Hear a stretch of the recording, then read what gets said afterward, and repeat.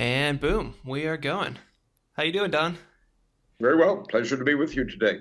Yeah, I am pretty excited to talk to you. You were there. You lived during the Apollo stuff. You were involved with it. It's so cool. I know I was very lucky. It was a great 6.5 years for me. Yeah, man, it's so fun because I'm just, I was born in '93, so missed all that stuff, and was first kind of exposed to it, I guess, and maybe like watching Apollo 13 with Tom Hanks. And hmm now I've really been digging into it and learning a bunch about it, and learning about everything, and it's just so fun and exciting. I really, you know, wish I could have experienced it, but am glad that all this stuff is still around, and I get to talk to people like you and kind of experience it now. So it's pretty exciting. Well, that's great to hear. I hope you have a chance to experience some more exciting space travel as well. Yes. Yeah, you mean with hopefully new stuff on the horizon coming up, new space exploration? We can hope so. Yes. Yeah, hopefully. Whew, man. Well, you are the author of Sunburst and Luminary, an Apollo memoir, which is very interesting. So I guess real quick, why is it called Sunburst and Luminary? Why is that the title? Those were the names of two of the programs for the Lunar Module that I helped build. Sunburst was the program for the LIM-1 mission that flew in January of 1968, and Luminary was the program for the onboard computer for all the lunar landing missions. In fact, for every mission from Apollo 10 forward, Apollo 9 forward. Oh, okay. Some people think of the programs as being unique for each mission, but in fact, they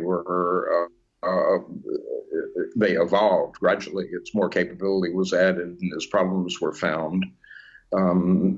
Luminary started as a version of Sunburst, Sundance, which was a version of Sunburst. There's a whole genealogy of these programs. Yeah.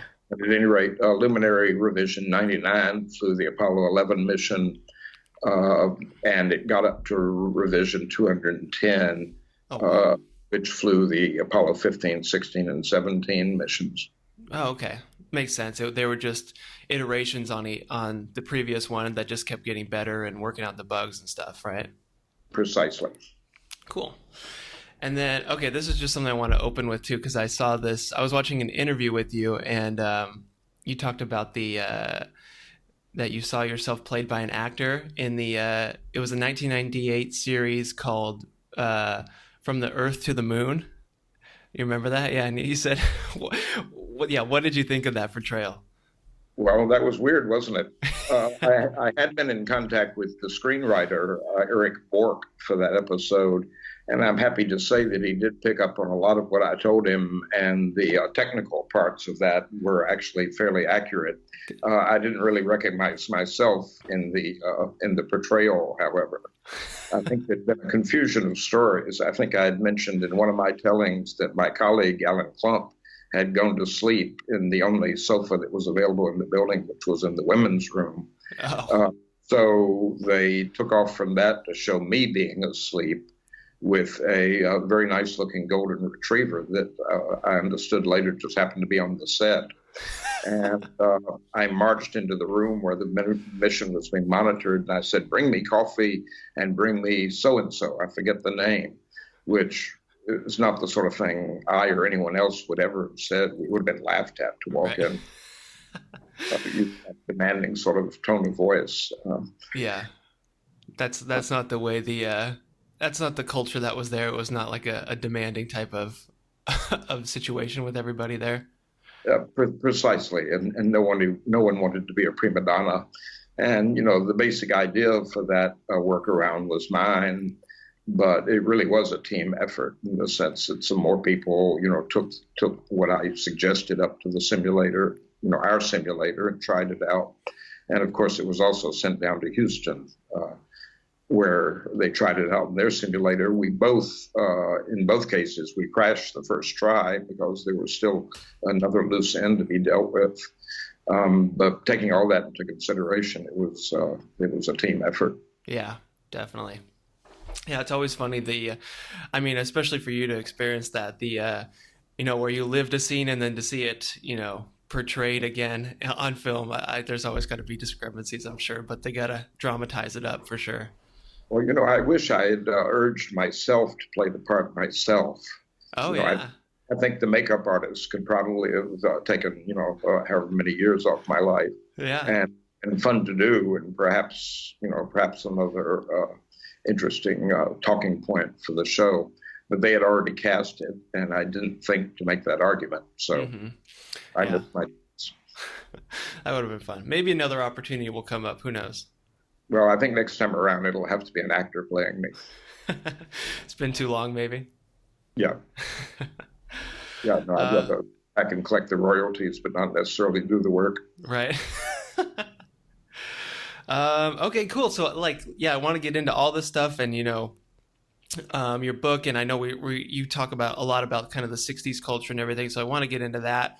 But let's just start kind of with your background and how you got started, what your experiences was. You went to college, and I don't know. I guess just can you start with that kind of your beginnings and getting into all this stuff? Well, sure. I came from the South. I was born in Atlanta and sort of grew up more in Memphis than anywhere else.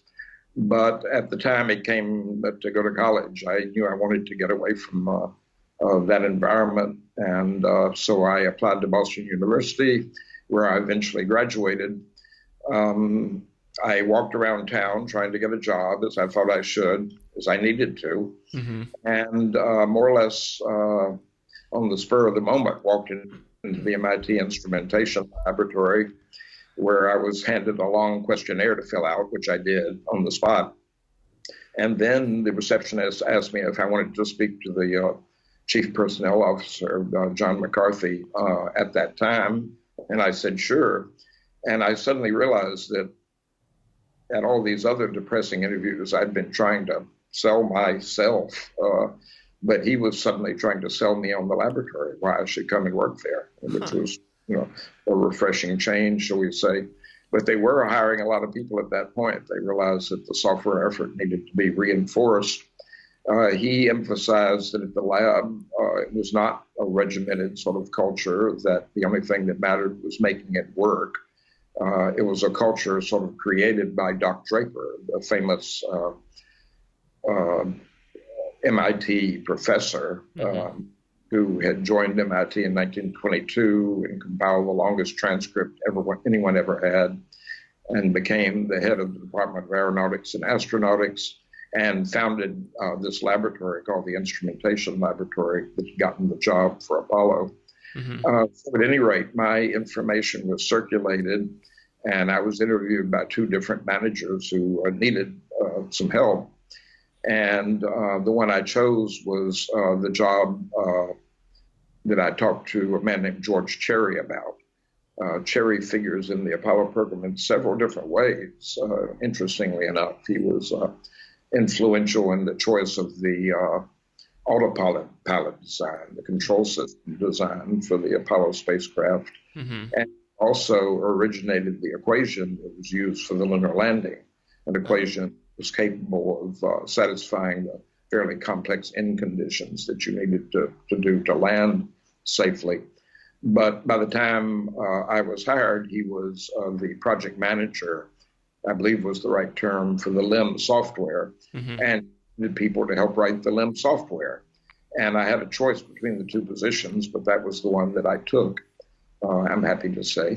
Yeah. And so I sat at a desk for a couple of weeks reading manuals that didn't really mean much to me because I didn't quite know what I was going to be doing with them yet.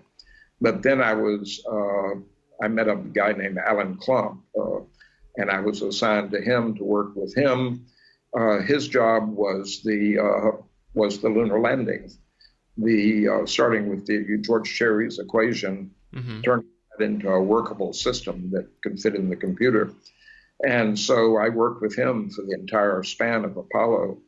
And my good luck continued. Not only was I hired, but I was put to work on the lunar landing phase of the mission, Yeah. which was far the most complex and you could say dangerous and exciting phase of the mission.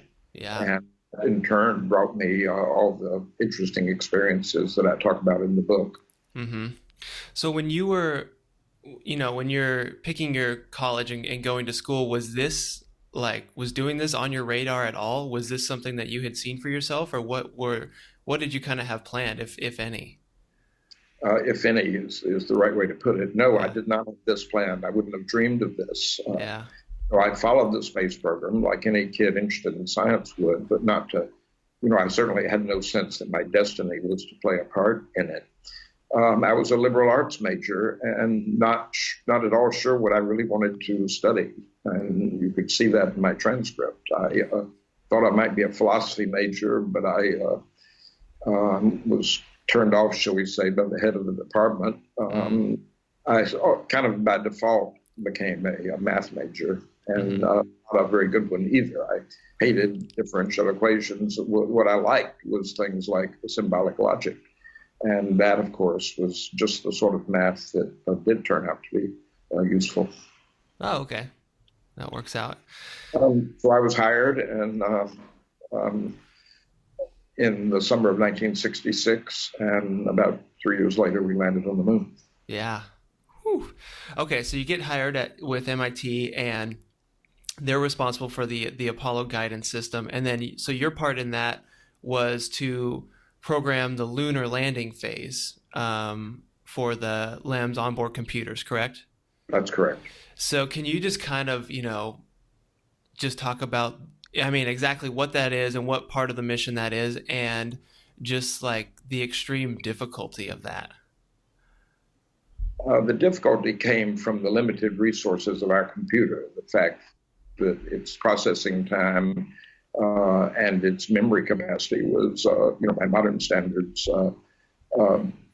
pathetic. What the lunar landing consists of is, well, to go back a little bit, the two spacecraft, while the command module, or I should say the command and service module, coupled with the LEM, arrive in lunar orbit.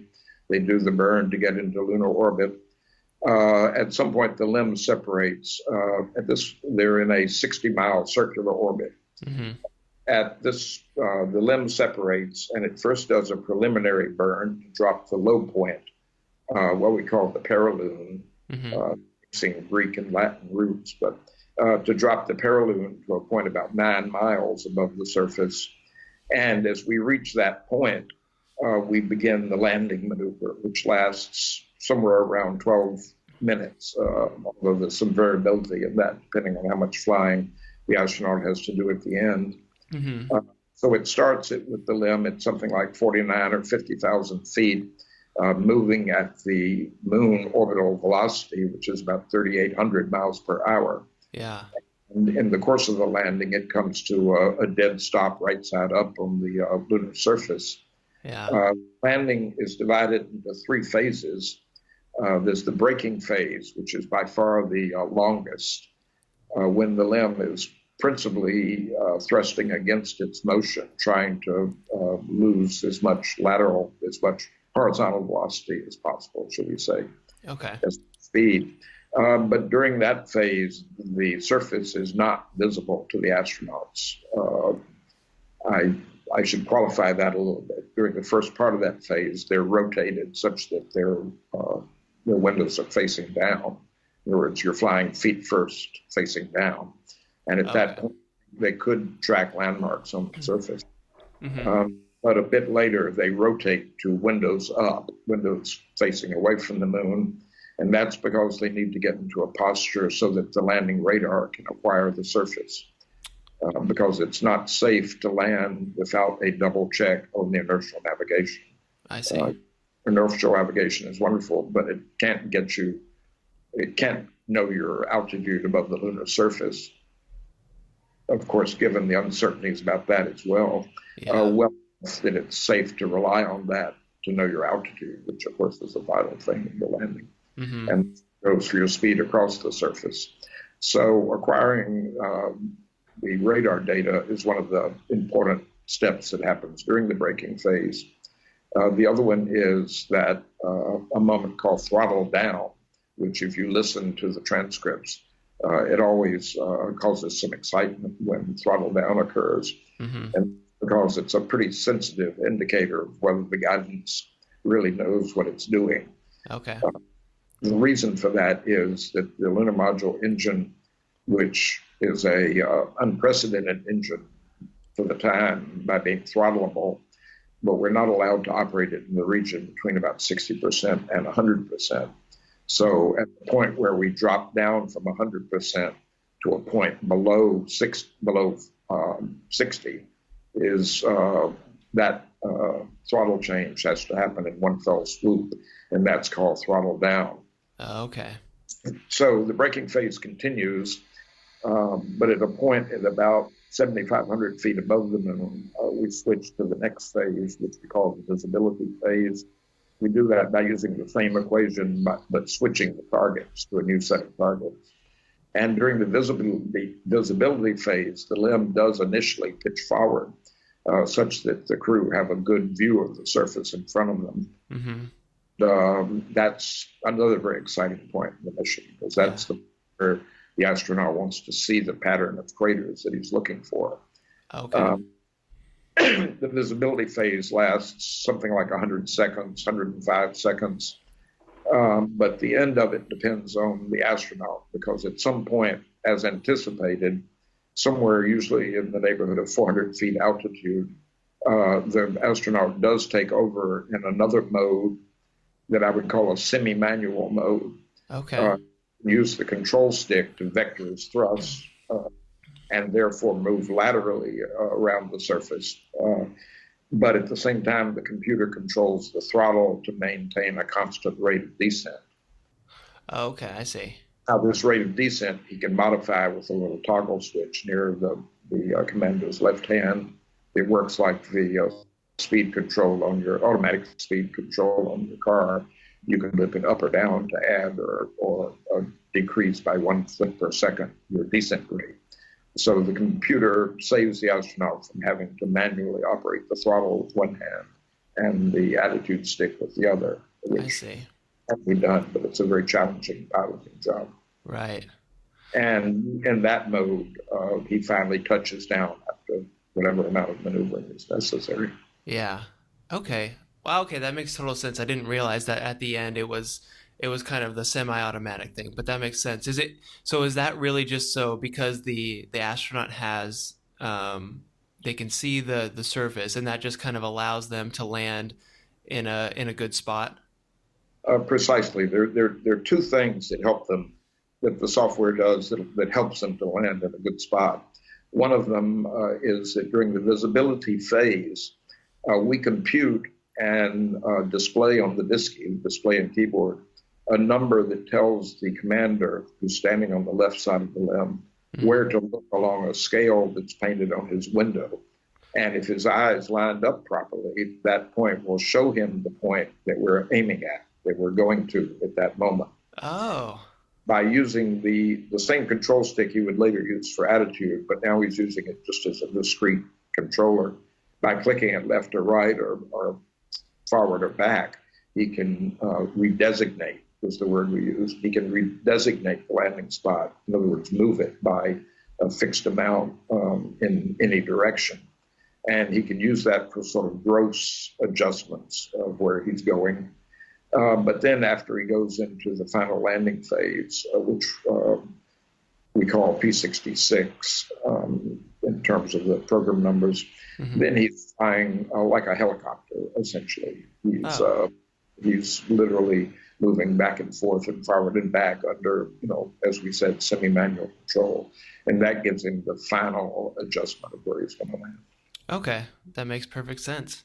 Cool. And then so were you responsible for essentially writing that whole autopilot program for that entire 12 minutes, or what were you responsible for?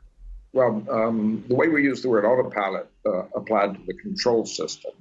I learned early on that guidance, navigation, and control, that famous sort of trio, really are distinct disciplines. Oh, okay. Navigation is about where are we and which way are we pointed.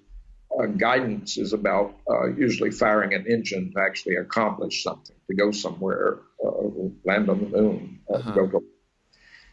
but finally there's control, and the job of control is to obey the commands of the crew or of the guidance equation and to orient the spacecraft. So, to put it in the desired attitude is the word we use, the desired orientation. Okay. So, but back to so I had nothing to do with the autopilot, the way we use the term, and not much to do with the navigation, but I was in the guidance area. So that consisted of a guidance equation that took the state vector from navigation, which was the position and velocity vectors. And on the other hand, it had the targets that it was aiming for in terms of position and velocity, but also acceleration to control the attitude of the spacecraft at the end of that, as it satisfied those conditions. And it would, based on the time remaining, it would issue a command for the attitude of the spacecraft and for the force that was desired. Now, I wrote most of that. I wrote the code, the sort of sequencing code that led up to the start of that, and I coded the guidance equation with the exception of one part that Alan Klump did. The time that was in the denominator of that equation, he wrote the code that computed that. Now, after the guidance equation finished, there was another surprisingly complex program to operate the throttle in response to the thrust level desired by the guidance, and I wrote that. And it was another program that translated our attitude command and handed that to the autopilot, a program called Find CDUW, and Klump wrote that. So, and there was some other additional pieces of software, smaller pieces. There was the Delta V monitor that monitored the engine. There was the Abort monitor, which got us into trouble on Apollo 14. Yeah.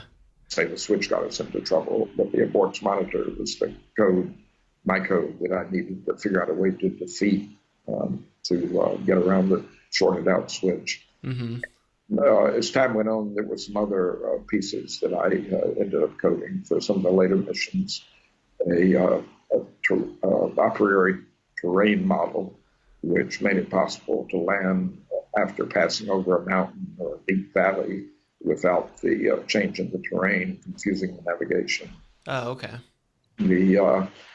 There was a program called the Landing Analog Displays that operated some sort of steampunk type instruments on the lens panel.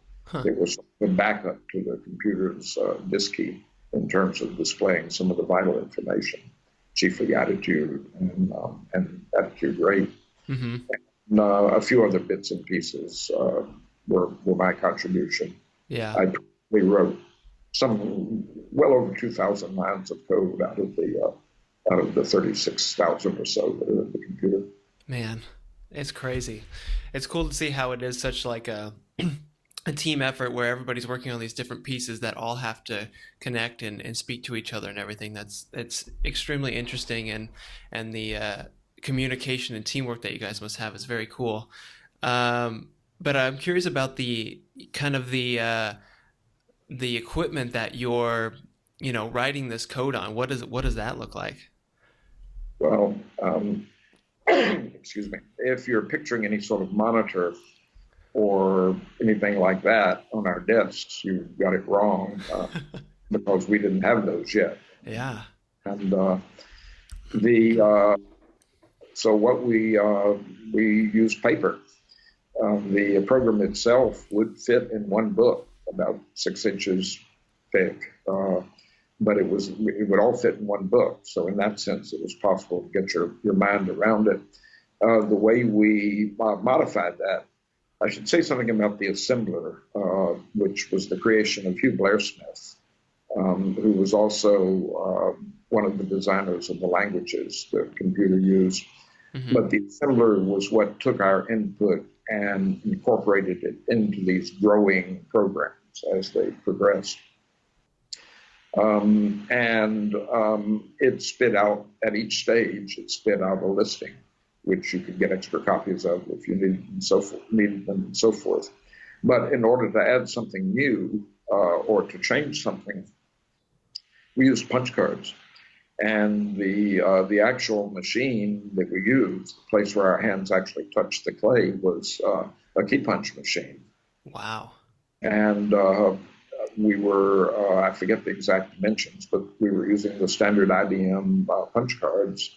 And you could then write your new lines of code on the punch cards with numbers on them that told the assembler where they needed to be inserted. And that was how we actually wrote the code. Right. Some people wrote out every step ahead of time. Some people sort of programmed as they went along. Some people went with rough notes and then, improvised, so to speak. But that was how we did that. Man. There were key punch machines all over the building, Right. locations. Yeah. Wow, that's crazy. Yeah, I never really had thought about that, but makes sense that there wasn't any monitors, and that's such a cool kind of way with the punch cards that it all worked out. But it worked for the time, huh? We did. Okay, cool. So I think I have a pretty good understanding of how this kind of worked and what you were involved with and everything. So when I know, I mean, you started for sure you used it on Apollo 11, but didn't you? Wasn't this kind of also tested in an earlier mission like Apollo 5 or something? Well, there's a story there. I mentioned that the Delta V monitor was a piece of code that I'd written. We were meant to have a rehearsal. We were meant to run a version of the software that paralleled the lunar landing on Apollo 5. Mm-hmm. But as it happened, we didn't. What happened was that on the burn that preceded the landing, I mentioned it earlier, the descent orbit insertion that brought the limb in a lunar mission would bring the limb down from a circular 60-mile orbit to a 60 by 9 orbit, Mm-hmm. the now point being where the landing would start. Right. There was a burn that was meant to be equivalent to that in the LIM 1 mission, in the Apollo 5 mission. And that burn was to be done under the control of the computer. We issued the engine on. We heard from Houston someone say engine on, and then a few seconds later, engine off. And it turned out that my Delta V monitor had sent an off signal. Now, why? Mm-hmm. This was a lesson. This was a lesson that I think we absorbed for the future. But what had happened was that there had been some concern at the last minute by the engine manufacturer about leaky valves in the engine.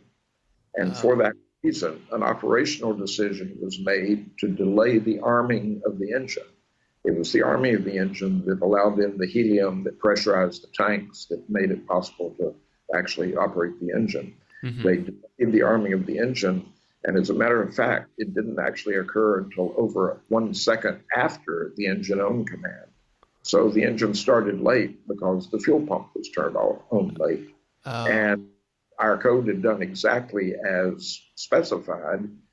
I will say that we weren't wise enough at that point just to go back and say, look, why are we issuing this engine off command? What's so urgent about it? But if the engine is slow to come up, why is it such a big deal? Mm-hmm. But we and maybe especially I were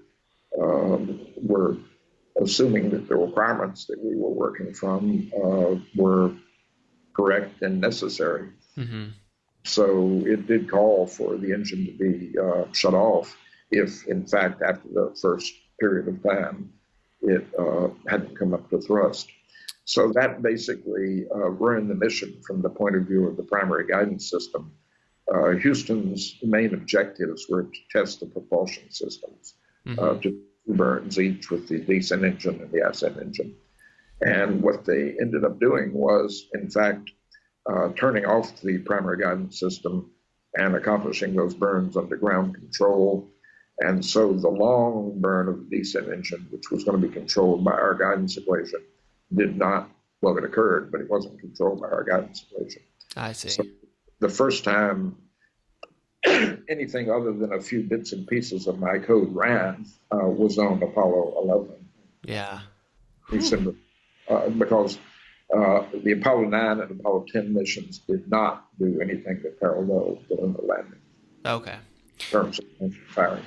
Right. So really the whole, kind of issue with Apollo 5 and not having it or having the engines turn off again was really just kind of a miscommunication.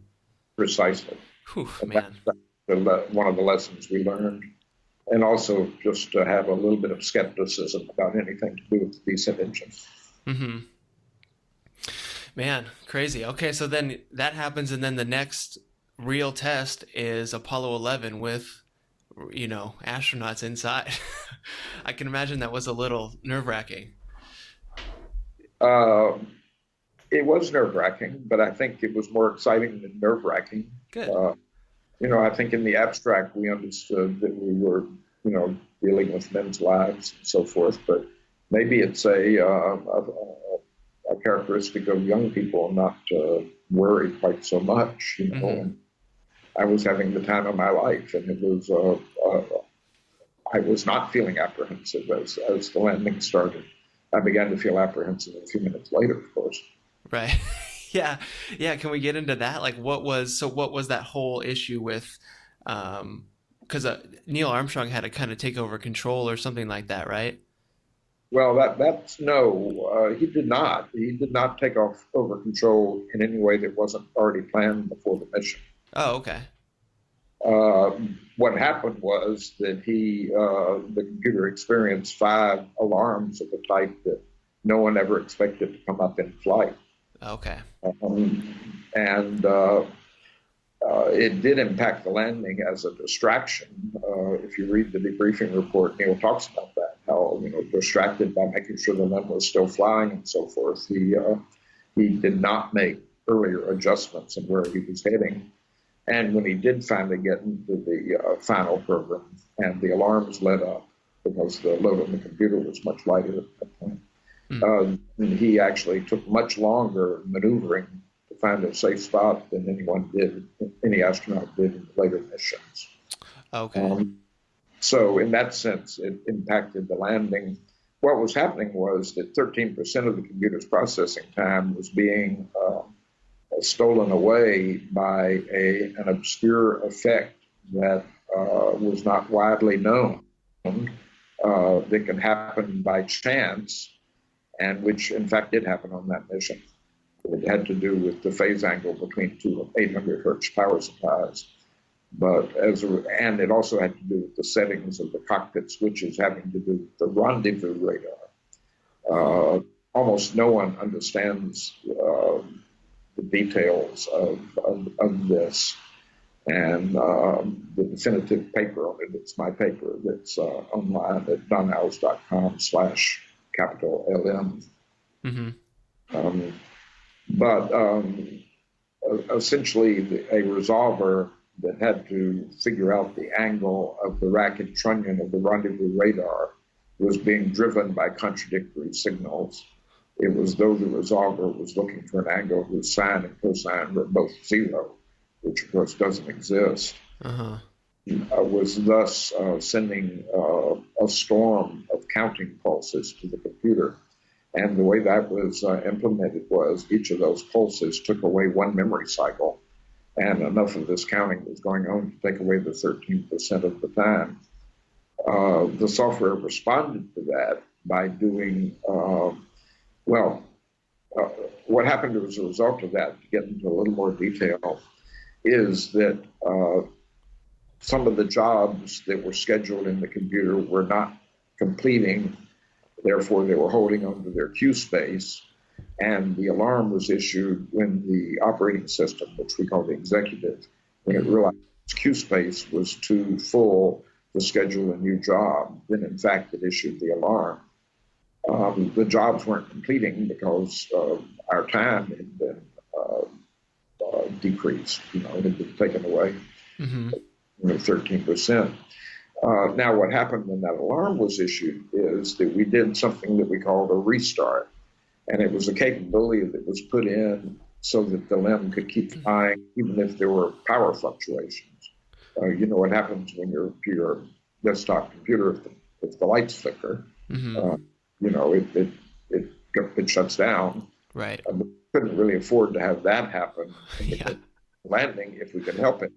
And so this system was put in place of tables that kept track of where each computation was, where in the process each computation was.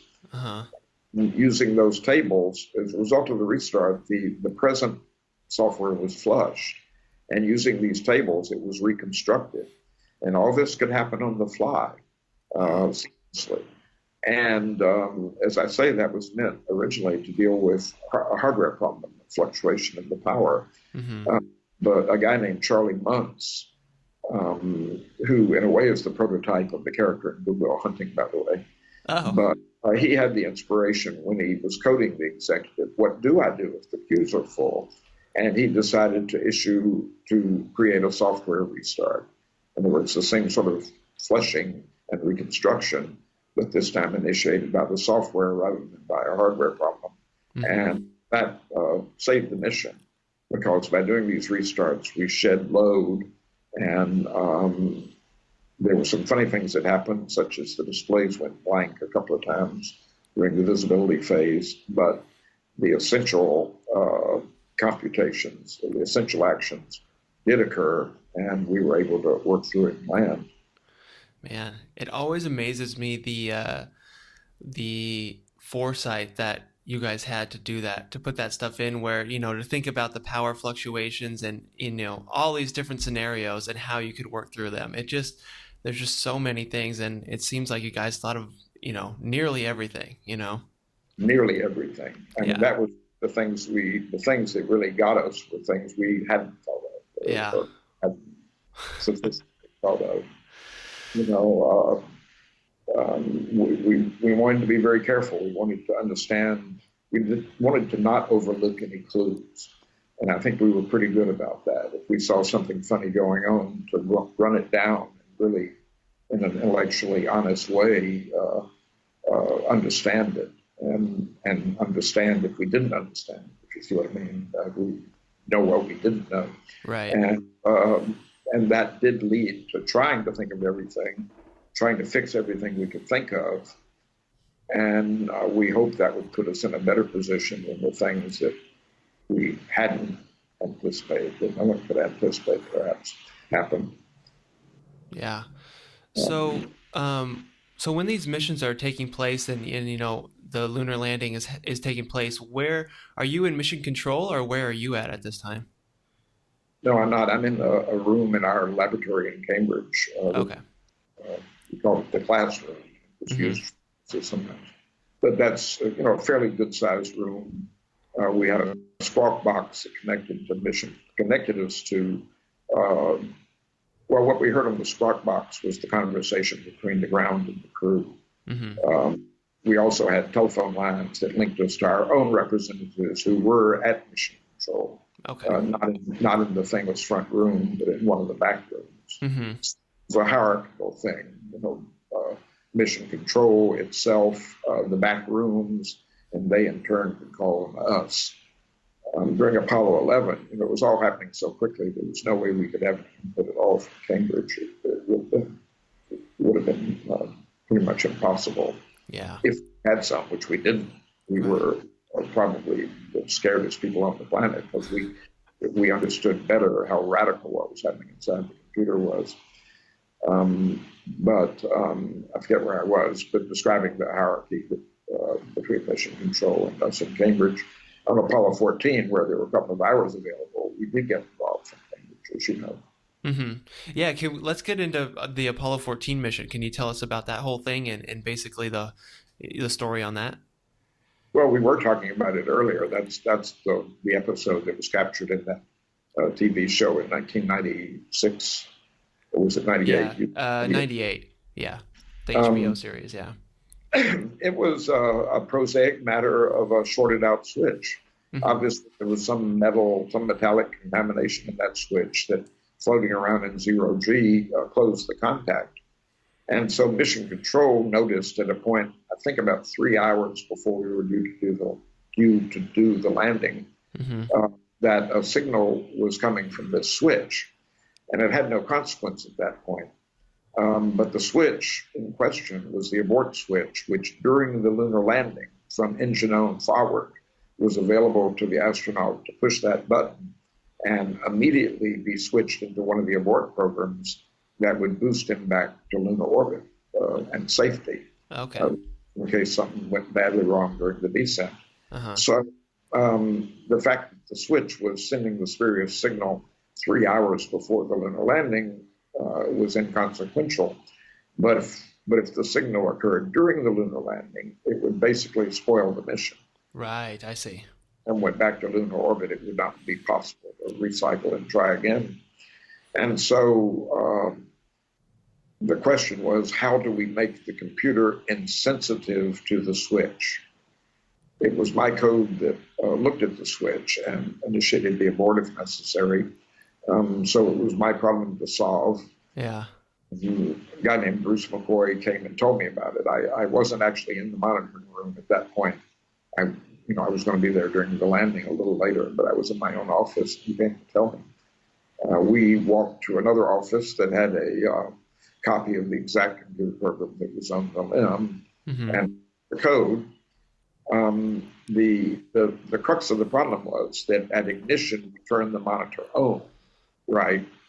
So there would be a period of time would have to elapse before we could get back in there and turn it back off. We could have turned it off, using to access the flag word that turned it on, but there would be a period of vulnerability.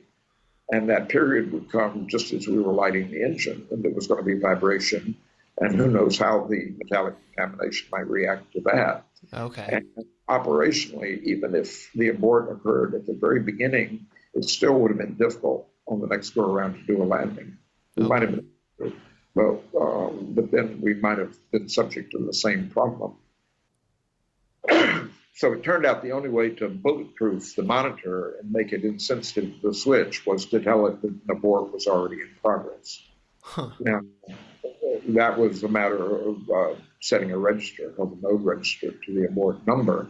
It did not actually make the abort happen. You had to actually schedule something to make the abort happen. Mm-hmm. That was the first step in the procedure, and that got us past that period of vulnerability right after ignition. But then there were several more steps to the procedure necessary to clean up, because there were some consequences of having put the abort number where the landing number should have been. So there were a few more steps. We had to, following ignition, we could then use the explicit method of turning off the monitor. We also had to make an input to turn on the guidance equation, because the actual piece of code that would have actually activated the guidance was a piece that did not happen because of the node register being set for the wrong thing. Mm-hmm. And so the throttling up of the engine, which is something that had to happen 26 seconds after the engine was lit, that would not occur automatically. So one part of the procedure was to have the astronaut use the manual throttle to throttle the engine up to maximum at that 26 seconds after ignition.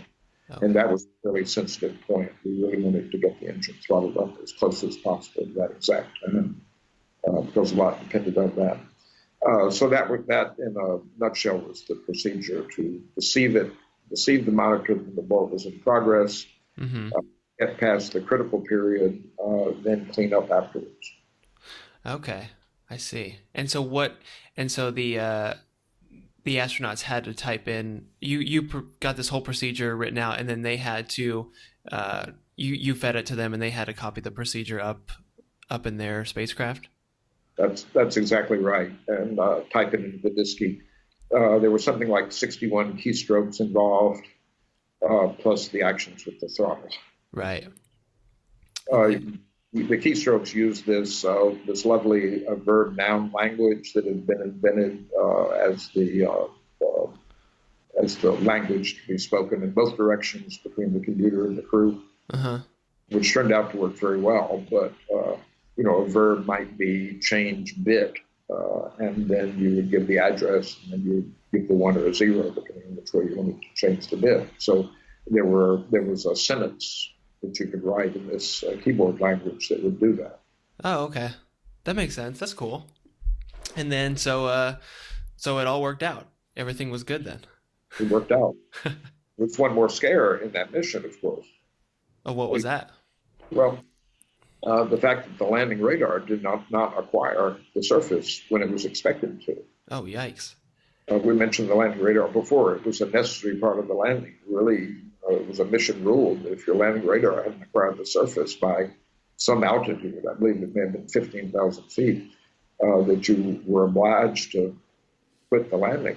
Yeah. And we got pretty close to that point before Mission Control made one of its inspired calls to cycle the circuit breaker on the landing radar, basically turn it off and back on. Mm-hmm. And like other devices, that straightened it out. Yeah. What had happened, there was some thought, some worry on my part that something about the procedure that we had overlooked could have impacted the landing radar and resulted in that. But it did get figured out later. It turned out that even before the landing started, the landing radar had picked up the surface because of the attitude the limb was in and so forth, picked up the surface with such strength that it caused it to switch into a different mode. And I'm not sure I totally understand the problem myself, but the landing radar was somehow in the wrong mode. And of course, by cycling the on-off switch, that was fixed. And Alan Shepard would land on the moon after all. Right. I love that the solution was to turn it off and turn it back on. That's what that's what it always is, it seems like. That's hilarious. Yep. Man, it's crazy. And then, yeah, you talked about the, kind of the pressure with 14 really needing to be successful after 13 because it could have had, could have been the end of the Apollo missions, A right? lot of people thought that. Yeah, man. I'm not sure myself, but Yeah, people who should have good opinions about it would think that might have been. yeah. Well, I mean, it's understandable, but who knows for sure. Luckily, it all worked out great. So, I think it was a wonderful thing that we were allowed to have a few more missions. I mean, we really did during that period after Apollo 13, really, when we had a gap before we started flying again and then flew at fairly long intervals. We really did advance the state of the art during that period. Things like I mentioned, like the terrain model, some other changes that we were able to make to the software that made it possible for the limb to land in more interesting sites where there might be some interesting science to do. And I think both for the science and for the advance of the state of the art of, landing on a foreign body that you don't know everything about. yeah, I think we did advance the state of the art. right. Man, cool. It's so exciting. It's just so fun to hear about this stuff. So, okay, now I want to kind of switch to, what's going on like culturally when this is all happening in the 60s and how that kind of affected you and stuff. So, I mean, you mentioned it real quickly before, but kind of what was sort of the workplace culture and like management style at, MIT and NASA at the time? Well, at MIT and NASA, you say. I mean, at MIT, I think I don't.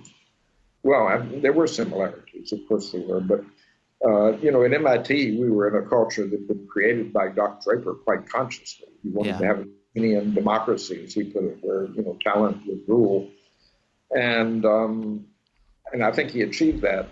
And I think our managers, it was not the sort of place where you saw organization charts. They did have them. I talked to Norm Sears about it not too so long ago, and he said, "Yeah, we had them. We weren't supposed to be thinking in those terms." There's a famous story, actually. I wasn't there, of course. It was before my time, but Doc Draper is in a room, and he's talking to a bunch of high-ranking military officers about some system that he proposes that the lab's going to figure out how to do for them or build for them. And one of the admirals or generals says, "Well, how are you going to organize this effort?" So Doc stands up to the blackboard and extemporaneously he draws an org chart.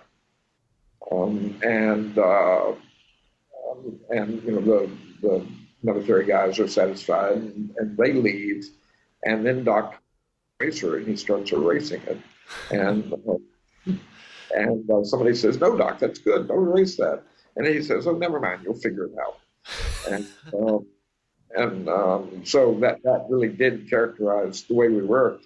I think consciously the managers, I think they realized that if we were going to accomplish the job, they had to trust us.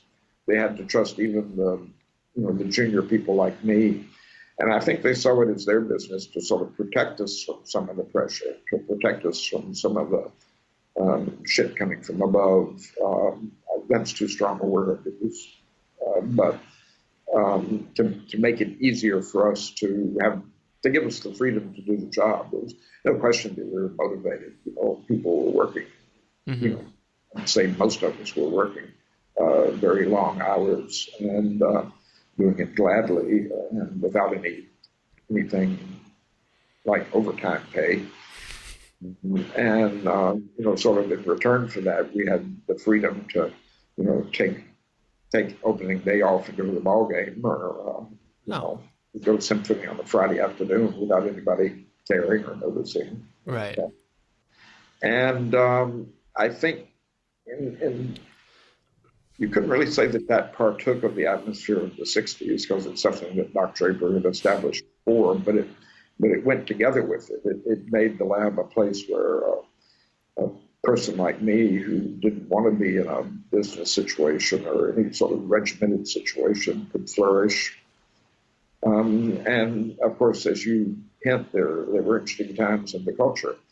And I definitely don't want to set myself up as typical, because I don't think I was typical, but then who was? I mean, what was typical was the atypicality.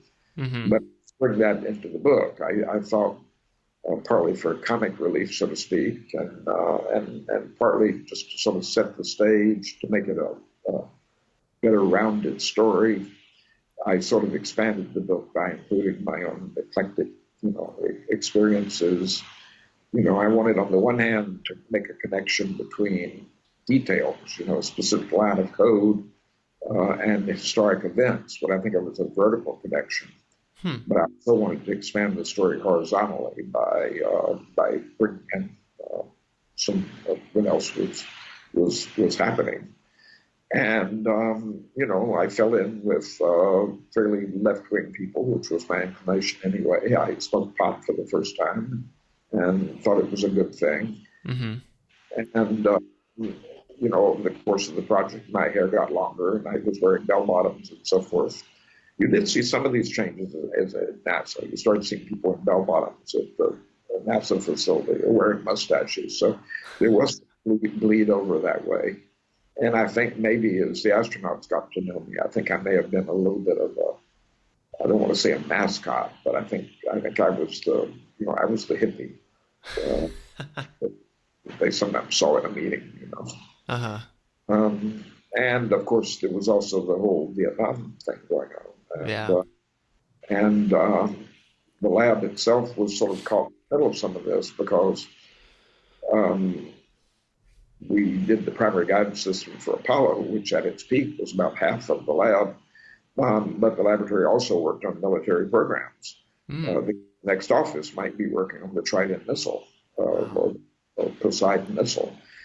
And I sort of think that was a good thing. I think it led to technology being sort of pumped in a way across that line between military, secret military, and civilian. Mm-hmm. In a way, it was a good thing. And I think the best people probably gravitated to the space program, because who wants to work on blowing people up when you can be working on landing on the moon? Yeah, right. Much more inspiring and fun for sure. Yep. Wow. Okay, that's extremely interesting. So you kind of attribute this maybe like, the 60s culture and kind of idealism and everything to it wasn't a hindrance to the space program. It was more of a what's that? I think it was a plus. Yeah. I think the two things went together. I think the sort of exploration of the culture paralleled the space exploration, and I think they really were connected. Mm-hmm. Yeah. I can totally see that. I mean, not, obviously being too young and not being able to experience the 60s or anything, but I can, from, reading and movies and stuff like that, I can see how that would be the case, and from your story, of course. And then I also like, you kind of, you mentioned this in another interview, how you kind of considered the Apollo mission or the whole space program to kind of be a collective, kind of art piece or art collection. It was a bit like that. Yeah. Yeah. Yeah. I did say that. Hmm. And I mean, you just kind of, just meaning that there's more than just, writing code to stuff. There's so many different people collaborating, and it kind of is an artistic expression where you really have to be creative and Yes, and the structure sort of came out of the job at hand. In other words, the formal organization lines weren't important. There were the sort of connections and relationships. A little hard to describe, but it was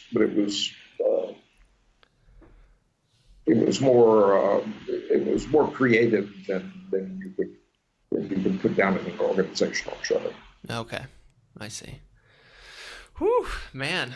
Well, Don, this is awesome. I love talking about this stuff. It's fun.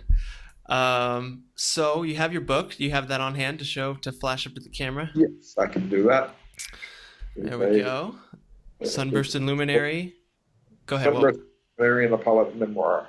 and that's available on Amazon. It's on in some bookstores. Perfect. There I am in 1968. Awesome. Perfect. So I'll throw the link to the book on Amazon, and then we have doneyles.com is your website, correct? That's correct. That's my personal website. There's art stuff on that. I'm also a photographer and sculptor, and you can also get to the story I mentioned earlier about Apollo 11 on that. There's another website, sunburstandluminary.com. Those words run together, sunburstandluminary.com, that's more closely related to the book. Okay. And a series of photographs in there, for example, that aren't included in the book.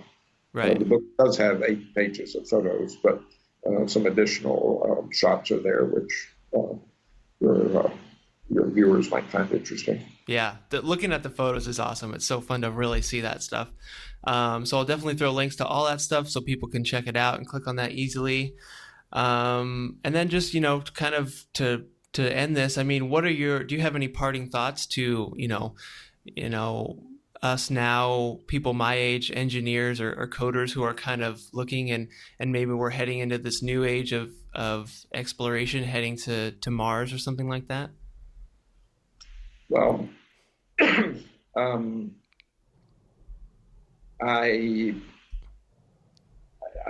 don't want to be a negative person, but there are a lot of trends in the world today it can't continue.